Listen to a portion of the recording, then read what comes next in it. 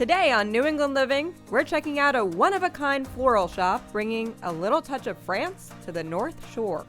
Plus, we'll visit a wood carving studio and workshop along the Merrimack River, mixing handcrafted design with pasta. And a global leader and innovator in sustainable seafood joins us in the test kitchen for his take on elevating a common local fish. It all starts right now on New England Living. New England is full of adventure. I can't believe you guys are letting me do this. Up and away. Look at that. Oh, you just did your first takeoff. Join me as we discover the people and places that make us so unique. This is it. You can't find it anywhere else in North America. I mean, does it get any better than this? Love the place you call home with New England Living. Thanks for joining us today on New England Living. I'm your host, Rachel Holt. Coming up, we're heading to Andover to visit an elegant, French-inspired floral home and garden shop with owner and designer Sandra Sigmund. What a beautiful shop you have here. What was the inspiration behind this? Well, it's kind of a funny story. It actually started with my mom. So my mom was a floral designer. And of course, when I was a kid, I would go to the flower markets with her. And then I had the opportunity to move to Paris. And I started ducking into flower shops. And one of the flower shops was called Les Fleurs. You've lived in Paris, you've spent a lot of time in France, and that's really inspired a lot of what you do here in the shop and a lot of the objects that we can find here. Where are some of those influences? Well, I think when I was living in Paris, I would go to these flower shops that looked nothing like we had here in the States. And what I love so much is that they actually have the flowers out to be seen and open, and everything is in season. So they're not going to start bringing peonies in December, which I really loved. I also thought they would use greenery as not just as filler, but just to add to the wow or the zhuzh to the bouquets. You know, maybe it's wands of rosemary or herbs or other little things that I thought were incredibly special. So much of what we can find here has been carefully curated by you. When we walk through those doors, describe the shop for us. Well, I try to set up the shop just like the shop I worked at in Paris where I interned, and I loved that they would not just put bouquets and mass-produce kind of vessels. They would find zinc buckets, and they would just curate the shop in a way that was just so inviting. And I knew once we opened our shop here, I wanted to do the same. So I still go every year and fill containers with all of these amazing things. Baskets you'll see sprinkled throughout the store that have beautiful plants in them. Our flowers are in the zinc buckets that I find in the countryside of Normandy. And I just love that feeling when you walk in. It looks different, it feels different. And also, I feel these pieces that I do bring back have stories behind them. You know, there might be a demijohn that was from an old vineyard in Bordeaux, and I love it. It still has a name on it. And I feel like these antiques have a soul, and who doesn't love a great story? And the florists here are really front and center, and you can watch them owning their craft here. Yes, I think again in France, sometimes they have those open concept where the chefs are cooking and pans are, you know, flying. And I thought, well, I love that. And I love in France, the flower shops are kind of teeny and they're constantly creating in front of you. And I thought, well, let's not keep all the designers out back. So you will see our girls, you can actually see them creating the bouquets for you. So it's kind of a tradition. Yeah, I love it. What has it been like bringing the magic of a French boutique here to Andover and New England? I really love the concept. I thought, if I love it so much, I think other people will love it. And I think flowers are to be seen and to be out and all how the beauty. So to have them tucked in a cooler, I just wanted to be different, do different. Whether it was in Andover or anywhere, I just thought people would love to see that. What experience can customers expect when they walk in here? Well, I think a lot of folks come in the shop and they'll say to me, how did you know to find that? And I said, honestly, I buy what I love. And I think that people recognize that I'm not just filling the store with just random things. I really try to buy things that I truly love. When folks come in, sometimes they're having really tough days and they say, this was just amazing. And that is the reason I create this, I really do. What's really special about what you're doing is not only are you really enjoying it, I can tell, but you're bringing so much joy to other people's lives. Yes, definitely when I moved back to the States, I noticed in France, people just buy flowers like they're picking up a loaf of bread. You know, they go to the, the fromagerie, the boulangerie, and then they go to the fleuriste, and they get their flowers. And I thought, we here in the States sometimes mostly buy for occasion, right? Someone's birthday, an anniversary. And I thought, well, why not bring this around you all the time? So now we have this lovely, lovely customers that come in all the time, and they're like, it just makes me happy. And I know, like, having a bouquet on my table or my counter, I walk by and I just notice things and how beautiful they are, and the petals and the way they fall and they hit the light. I don't know, brings joy. As if anyone was doubting your credentials, you've written a book about floral design and arrangements. Tell me about French blooms. Well, I think, of course, it's about France, my life living there, so in my story. And then, of course, there's all about flowers and the technical side of it. But also I share a lot of recipes where folks can take these skills I teach in the book and take it home and do it on their own. And then the third part is some secret addresses that I share, and it's kind of exciting that they can now take this book and travel to France and use it as a travel guide. When you walk into a flower shop, it can be really intimidating just knowing where to start. So that's where you're gonna come in and help us just with the simple arrangement. What would be the first step here? Well, I think what's so important is I know so many of our customers sometimes, walk in and they just kind of freeze. They're not sure what to pick. And so we try to really help them with the technique part. And we say, you want some things that are round in shape, so circular. You also, this is a beautiful ranunculus. We also want something that's linear, so more tall and elongated, which is larkspur. And then, of course, we love little different textures. It seems like there's really a science behind this, whether it's the size of the flowers or the colors that you're putting in the arrangement. Oh, for sure. And I always say, when you're in a garden, is everything the same height? Is everything the same color? No. I like to use a garden as an inspiration, that everything has this S shape. I almost feel like it floats up, it floats down, it floats up, it floats down. So as you can see with my bouquet here, we're floating up, then we're floating down, we're floating back up, just like a garden. This is already beautiful. I'm ready to just take this one home. Now, what makes this bouquet specifically French? Well, what I love about how they do their bouquets is a twisting method. And also, when they've completed their bouquets, it could stand on the table with no vase. Oh, wow. I gotta see this. I know, so cool. So what we're gonna do is we're gonna start with some foliage first. The technique is they crisscross the greenery, and they use this technique, it's called a tapping method. So it's almost going into the direction from your shoulder sideways. Okay. And then they twist. And then again, to your shoulder, down, and twist. And I love using different textures of types of greenery. So right now we have some beautiful salal and ruscus, and we're just doing the framework of the bouquet. So again, we're just gonna keep twisting. So you just keep on adding flowers and greenery and twisting. At what point do you know that it's done? Well, I always say, us floral designers never know when to put our scissors down. So I think as artists, we're always tweaking and we're playing. So I mean, really, it comes to a time constraint when folks are kind of still there waiting for their flowers, or you've run out of money. So that's usually a good determinant. It's looking pretty perfect to me. Thank you.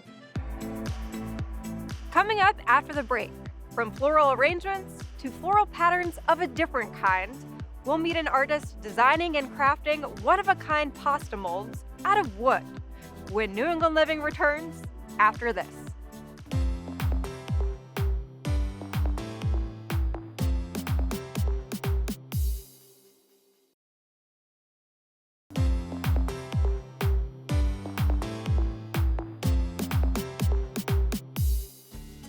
Welcome back to New England Living. I'm Rachel Holt. Up next, we're heading to a unique studio in North Chelmsford to meet with woodworker and carver John Welch, founder and creator of John Francis Designs. We're here in your studio space in North Chelmsford. Describe your space for us and what goes on in here. So right now, my main product are ravioli molds. I make molds with patterns to make patterned ravioli and gnocchi boards, different pattern gnocchi. That's primarily what I'm making. I do still make some sculptural decor, some small tables, things like that here and there when I have time, but my main product are pasta-related tools. I start out with a lot of patterns, a lot of sunburst designs, but I'm also very inspired by Art Nouveau and Art Deco. So I'll pick up a lot of inspiration from those. I have stacks of art books that I'll go through. One of my bigger sellers last year was a pumpkin mold, but I didn't want to go with a standard, just basic jack-o'-lantern type design. It was an Art Nouveau based pumpkin mold that had the vines were kind of an Art Nouveau pattern. It almost looked like a Cinderella's carriage type design, but I'll pull inspiration from a lot of art. I'm envisioning lots of pasta dishes going on at your house. Lots of pasta dishes, yes, yes. Okay, this sounds ideal. Yeah. What separates the work that you're doing in this studio? Because I'm handcrafting everything, I've had to come to terms with imperfection and to embrace imperfection. I used to always strive for getting things as perfect as possible. I realized perfection is not possible, and that's what makes every piece unique. Every piece that goes out, I almost have to fight myself from throwing it in the trash because it might have a little chip in it, or the grain's a little off, or there's something that might not be perfect about it, but that's what makes it perfect, and that's what makes it handcrafted, and that's what gives it the spirit that it has. In that way, everything that's coming out of here is kind of one of a kind. It is, yeah. They might look more or less the same, but they're not the same. They're all a little bit different from each other. What has it been like incorporating your love of woodworking and food? It's been inspirational in the sense that I'll have an idea for a dish that I want to make, and especially now that I'm making the ravioli molds, I'll design and make a mold based around a dish that I am trying to put together. So they kind of go hand in hand, and the cooking inspires the woodworking. And these are not your average pasta dishes. How are you stepping up our ravioli game out there? Part of it is you eat with your eyes first, right? So it's visually appealing. And then because I'm making a textured ravioli mold, those textures hold your sauce better. Is a combination of you're making a consistent ravioli because you're using a mold, they're all the same size, they'll all cook the same way. And then because of that texture on there, it's really holding that sauce. So it's making a more efficient ravioli. What is the beauty in handcrafting all of these objects? One of the advantages of me handcrafting them is that from choosing the lumber to making the designs to carving the molds to packaging them up, I'm doing everything. So I'm able to maintain a very high standard of quality throughout the process.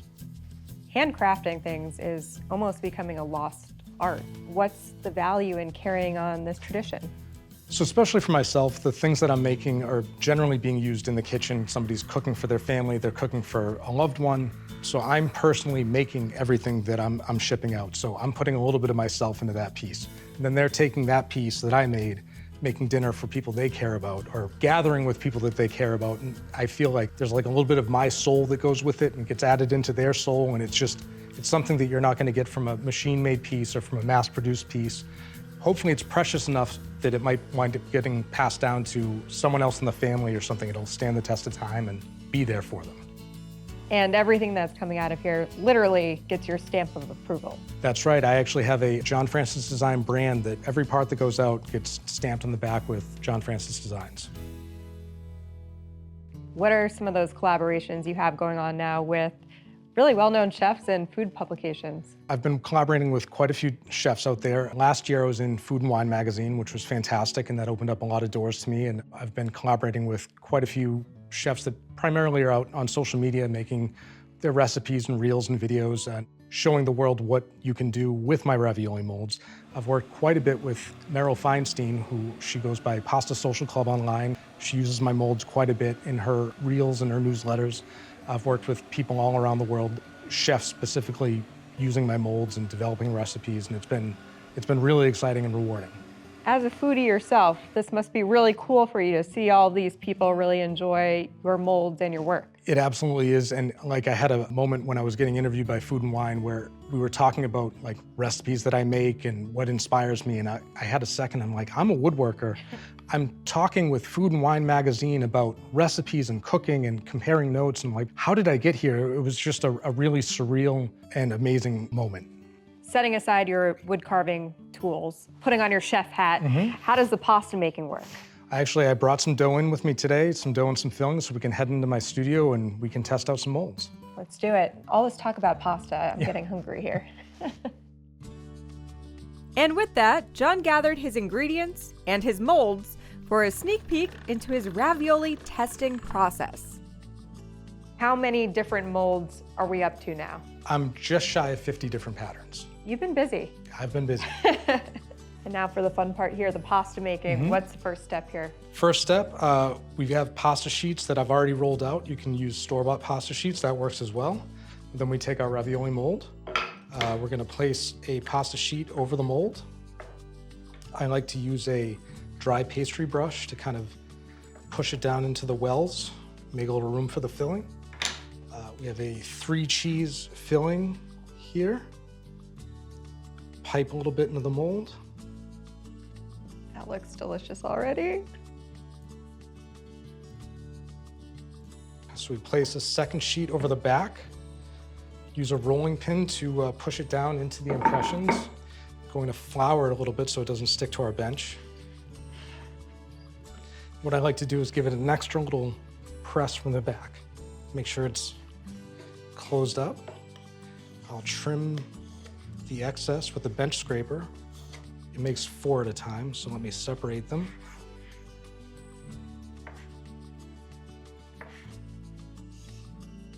Wow. Yeah, this is unlike anything that I've ever made at home before. This is beautiful, work of art. Thank you. Coming up next, one of New England's fastest rising chefs and a pioneer in global seafood sustainability joins us in the test kitchen when New England Living returns after this.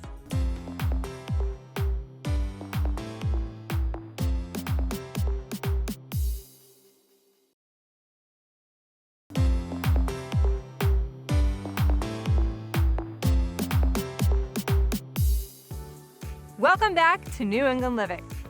Up next, acclaimed executive chef David Standridge shares a delicious seafood recipe and talks about his efforts to be a voice in seafood sustainability awareness.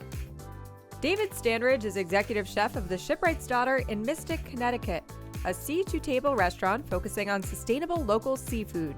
A 2024 James Beard Award finalist for Best Chef Northeast, he has dedicated his career to promoting responsible fishing practices, and for the second straight year has been recognized as a leader in the James Beard Foundation's Smart Catch program.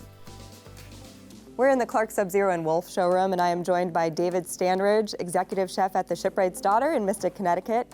And given that you are located right on the water, it's no surprise that you're making seafood for us today.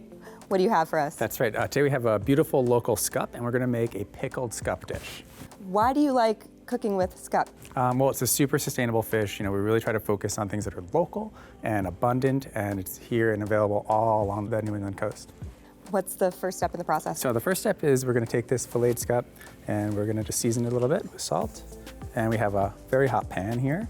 We're going to add some high heat oil, and then we're going to place the scup in the pan. And then you want to push it down a little bit. You can use your fingers like me if your fingers are scarred, or you can use a spatula, but you don't want it to pucker up.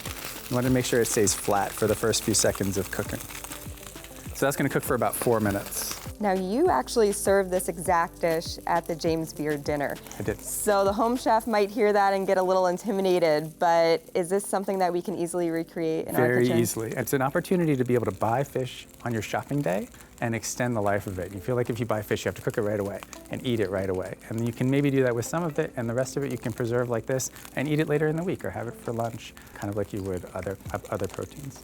With your focus on sustainability, what are some things that you're paying attention to when it comes to pickling the vegetables, given that some of them may be available during different seasons? Yeah, I mean, it's the same kind of idea with the fish. When vegetables are fresh and ready, we want to get a lot of them, and we want to hold on to them, especially in New England where the winter comes and it's nothing but turnips. You know, we want some fresh spring vegetables that we can still kind of use, and this is the perfect opportunity to do that. And you can use any pickled vegetables that you want for this. In a lot of cultures, you would do escabeche or root vegetables or carrots, radishes, anything you want. How are you playing around with some of these ingredients that you might not see in recipes every day? Yeah, I mean, we really try to stay hyper-local with the ingredients that we use, and part of it is that we're trying to get people to eat things that they sort of should eat. Like sugar kelp is a great example. It's a climate superhero. It takes a lot of carbon out of the atmosphere. It's zero input farming, and not like agriculture where you have to use chemicals or fertilizers to get a product out. And sometimes things like slipper limpets and green crabs, they're abundant, they're available, they're delicious, but we want people to stop being afraid of it and try it at the restaurant and then maybe ask for it at their markets.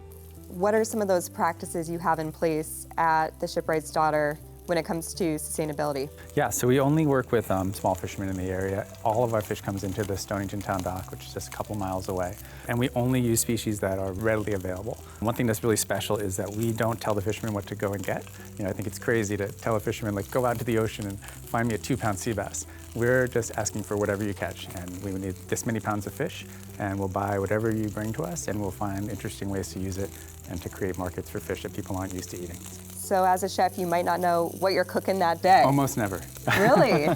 It just comes in, I get little text messages, I caught this, and I say, okay, we'll figure it out. You really try to play with the local seasonal ingredients. Yeah, absolutely. For our fish and for our vegetables, for everything that we use, we try to stay local. What is it like being a part of the dining scene in Mystic, Connecticut, where you've been since 2020? Because it seems like in recent years, it's really exploded there. It really has, and it was great when I moved there in 2019, and it's greater still now. And it's such a great community. And not only the restaurateurs, but the farmers and the fishermen and the artisans who make our plates. It's just a really supportive community. Everyone's rooting for each other and helping. What's something that you've been really proud of in opening your restaurant? I think really the thing I'm most proud of is just building a community and having partners like the farmers that we have here and the fishermen that we have here, and just the feeling that we're building something special. This is looking pretty good. How are we doing? So it's basically ready. We're gonna just flip it for just a couple of seconds on the other side. And you can see it's nice and crispy. And then we will place it in the bowl. And then this is a mixture of all the pickling liquids from our vegetables. And we're gonna just spoon that right over the top. And now this can be chilled in the refrigerator. You could serve it now, or you could serve it up to 7 days later in kind of any way you want. And then we're just gonna start garnishing. First we have some sugar kelp that's been julienned. It just goes in the broth. These are some pickled ramps that we're gonna just put now on top of the fish. So the smoked pickled sea beans, nice and crunchy. And then a few sourdough croutons. And then we have our greens, the foraged seagrass, it's another succulent, and some peppery nasturtium leaves. And then we're gonna finish that with a little bit of basil sugar kelp oil. And there we go. This is smelling delicious. It's also looking amazing. And for more on the Shipwright's Daughter and for more cooking segments, head to our website, newenglandliving.tv. Coming up next, from seafood to sea views, we're heading to coastal Maine to check out one of New England's largest botanical gardens. When we return after this.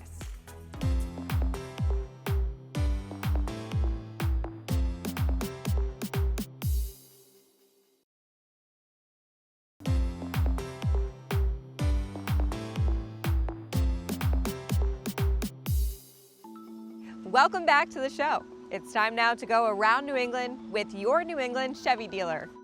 We're heading up to Mid-Coast, Maine to the Coastal Maine Botanical Gardens in Booth Bay. The sprawling space, located on more than 300 acres, is the largest public garden in New England. And with so much room to work with, there's obviously lots to see. Starting, of course, with the beautiful cultivated gardens featuring over 100,000 plants. Other highlights include a native butterfly and moth house, and a learning apiary and native bee exhibit, home to over a dozen honeybee hives. For the younger visitors, a children's garden offers lots of variety. There you'll find ponds, woods, and theme gardens inspired by children's books. Kids can explore a greenhouse, chicken coop, treehouse, and maze. And summer activities are always happening, from puppet shows to chicken feeding. One of the more unforgettable things to see are the giant troll sculptures made from recycled wood as part of the New Guardians of the Seeds exhibit. They're hidden all throughout the wooded areas and very spread out. To see all 5 trolls takes an estimated 4 to 5 hours of walking, so it may require more than one visit. In addition to permanent sculptures, Coastal Maine Botanical Gardens also hosts art and sculpture exhibits during the season, with new artwork popping up regularly. There are roughly 4.5 miles of walking trails for visitors to enjoy. And if all that walking makes you work up an appetite, find some food and drinks at the Snack Shack on site, or bring outside food and set up your own picnic. The gardens are open seasonally from May through October. Thanks for joining us today on New England Living. For more on the show or anything you've seen here today, visit us at newenglandliving.tv and follow us on social media. I'm Rachel Holt. See you next time on New England Living.